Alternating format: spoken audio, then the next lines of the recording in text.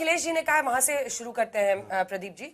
वो ये कह रहे हैं कि दिशाहीन है शिक्षा के क्षेत्र में, आप क्या करें? आप मतलब उनको क्लैरिटी नहीं दिख रही हो, कह रहे हैं किसी को समझ नहीं आया, अदृश्य लोगों के लिए आपने बजट बनाया। देखिए, ये तो इनकी सोच कांग्रेस वाली है, इसीलिए विपक्ष जो है, मैं अभी भी विपक्ष में आपसे एक सिंपल कह रहा हूं, आप हमारी सब बातें छोड़िए, आप किसी भी ग्लोबल रेटिंग एजेंसी को आप उठा के देख लिए, हम तो पॉलिटिकल बात करेंगे आज। तो बजट के पहले भी प्रेडिक्शन कर रहे थे जो बजट से क्या हुआ? मैं बता बाजार गिरा ना, बाजार वो तो सिर्फ शॉर्ट टर्म है, कल परसों आप देखेंगे इट विल अगेन रिकवर। मैं आपसे कह रहा हूं आज की तारीख के अंदर 11-12 लाख करोड़ हम इंफ्रास्ट्रक्चर पे स्पेंड करें। दूसरा, आपने बोला कि भाई इनोवेशन क्या कर रहे हो, नया क्या कर रहे हो। आज का युग एआई का युग है, आज का युग डेटा लोकलाइजेशन का युग है। हम नेक्स्ट जेन रिफॉर्म्स के अंदर बात करें, बायो फार्मा में 10,000 करोड़ कर रहे हैं, हम सेमीकंडक्टर के अंदर 40,000 करोड़ कर रहे हैं। क्या इससे नौकरियां नहीं क्रिएट होगी? अगर नौकरियां क्रिएट हो रही तभी पीएलएफएस का डेटा कह रहा है सारे लॉन्ग टर्म रिफॉर्म मेजर है, कोई शॉर्ट टर्म मेजर है नहीं। जो आपसे उम्मीद की जा रही थी एमएसएमई को लेकर कि आप उनके लोन्स जो है वो सिंप्लीफाई करेंगे, उनका टैक्स स्ट्रक्चर, उनके क्रेडिट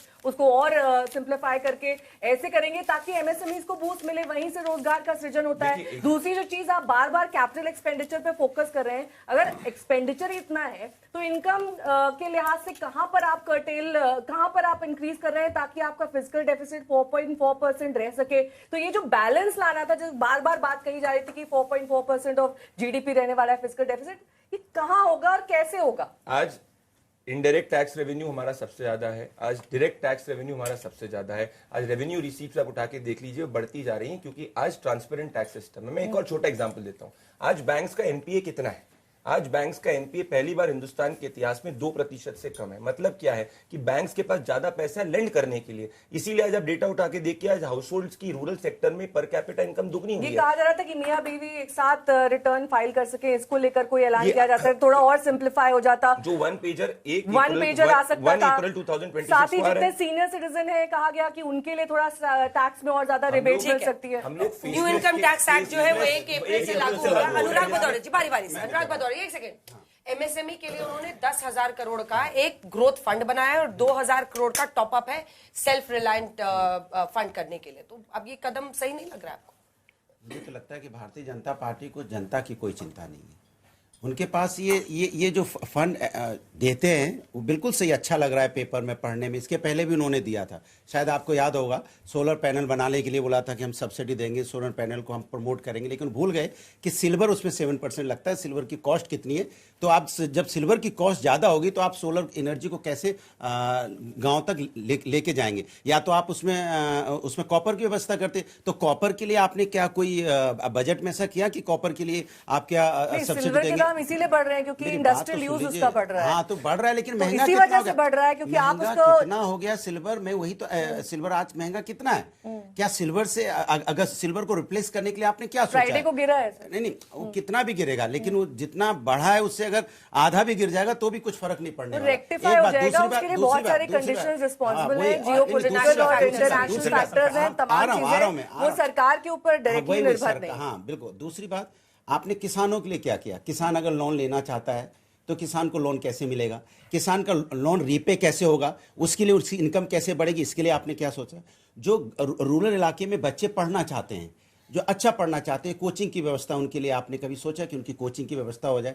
क्या उनके लिए आपने सोचा कि उनका रोजगार सृजन अपने गांव में कर लें, तो उनको शहर नहीं आना पड़े? शहर नहीं आना पड़े। चीजों का जिक्र हुआ है उसका जो वित्त मंत्री उन्होंने अच्छा खासा समय डिवोट किया इसके बारे में बात करने के लिए, टूरिज्म को लेकर। टूरिज्म से नहीं बढ़ेगा रोजगार, अच्छा, टूरिज्म जैसी चीजों को लेकर जो मेडिकल सर्किट को लेकर जो टूरिज्म के लिए, मेडिकल टूरिज्म के लिए आते हैं, उसके लिए अगर इंफ्रास्ट्रक्चर को बढ़ावा देने की बात हो रही है, अगर बुद्धिस्ट सर्किट पूरा बन रहा है तो ये चीजें भी तो सृजन करेंगी ना। श्वेता जी, मेरा इतना सा है, ये इनके बजट में जितनी बातें आती, पिछला बजट एक बार वर्ड क्लाउड का भी जिक्र कर लेते ना। पिछला बजट आप देख लीजिए, पिछला बजट देख लीजिए, एक लाइन है, पिछला बजट आप देख लीजिए, यही सब कुछ था और अभी तक कुछ नहीं हुआ है।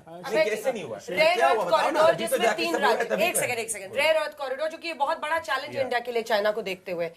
ओडिशा है, तमिलनाडु है, केरल है, फिर बुद्धा सर्किट आप देख रहे हैं जो कि पूरे नॉर्थ ईस्ट के स्टेट्स में, उसी पर यह सवाल था। देखिए, बुद्धा सर्किट आपने देखा उसका डेटा, 5 साल में बुद्धा सर्किट में क्या दिया है? 1630 करोड़ रुपए थे, खर्च कितना हुआ? 440 करोड़ रुपए। तो ये जो सुर्खियां हैं इसकी, इससे अलग बात कीजिए आप। जो रेयर अर्थ वाली बात है वो तो जहां होगा उसी कॉरिडोर को आप सुनिश्चित कर सकते हैं। ऐसा नहीं कि जहां रेयर अर्थ नहीं है उन स्टेट को इलेक्शन रिलेटेड नहीं है ना? एक सेकंड, नहीं देखिए वही प्रैक्टिकल बात है, इलेक्शन रिलेटेड नहीं मान सकते क्योंकि वो तो बाकायदा जीपीएस से आप अर्थ का सर्वे करके उसकी फाइंडिंग्स होती है मिनरल्स का। दूसरी बात, जो बड़े इस अर्थव्यवस्था को नुकसान पहुंचाया मोदी सरकार ने, बहुत कहा कि production link incentive scheme PLI screw driver scheme है। एक्चुअली वो क्या हो रहा है, आप सारा इंपोर्ट कर रहे हैं उसमें और विदेशी कंपनियों को आप इंसेंटिवाइज कर रहे हैं 1 लाख करोड़ रुपए। तो हो क्या रहा है, करंट अकाउंट डेफिसिट भी आपने बढ़ा दिया। 1 लाख स्टार्टअप, आपने कहा 1 लाख स्टार्टअप हैं अभी जो आज काम कर रहे हैं। अंजना जी ने शो में बुलाया था एक नया स्टार्टअप, वर्चुअल पूजा का स्टार्टअप। तो ये सर्विसेज और ऐप बेस्ड ही है, मैन्युफैक्चरिंग नहीं है उसमें।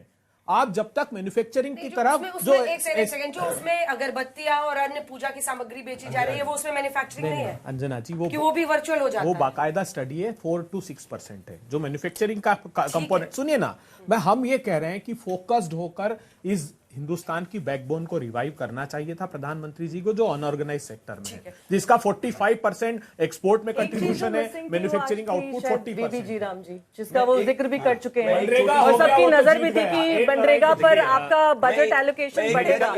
मोदी भाई, मेडिकल टूरिज्म ही इतना बड़ा सेक्टर है। जैसे अफ्रीका से जितने लोग आते हैं मेडिकल ट्रीटमेंट के लिए आते हैं, साउथ ईस्ट एशिया से आते हैं, अगर मेडिकल टूरिज्म की सरकार ने बात की है, वही अपने आप में बहुत बड़ा जॉब क्रिएशन का माध्यम हो जाएगा। ऑफकोर्स आपके पास डेटा है कितने अफ्रीकन आते हैं, कितने अफ्रीकन आते हैं ट्रीटमेंट के लिए? नहीं प्लीज हम आपसे पूछा है जी, आप बहुत सीनियर है, हम लोग कई डिबेट में बैठे हैं, सुन तो लीजिए। 2%। अच्छा, एक सेकंड, पूरे ट्रीटमेंट के 2% नाइजीरिया, युगांडा, केन्या से लेके कोई भी अफ्रीकन कंट्री ऐसी नहीं है जहां से अगर बल्क में देखा जाए तो एक साल में लगभग 10 से 15 लाख प्रोफाइल पढ़ो डॉक्टर साहब, 40% वैकेंसी है। तो बार-बार क्या बात कर रहे हो? अगर आप चश्मा उतारोगे तो आपको दिखाई पड़ेगा, चश्मा नहीं उतारोगे तो विकास दिखाई नहीं पड़ेगा। मोदी जी ने तो विकास करके तीसरी बार सरकार बना ली, बिहार में हम लोगों ने चश्मा पहन के भी नहीं दिखाई दे रहा है, इनको दरभंगा के हम चश्मा पहन के भी नहीं दिखाई दिया। फायदा है, ये इसके बाद आर्गुमेंट कर रहे हैं।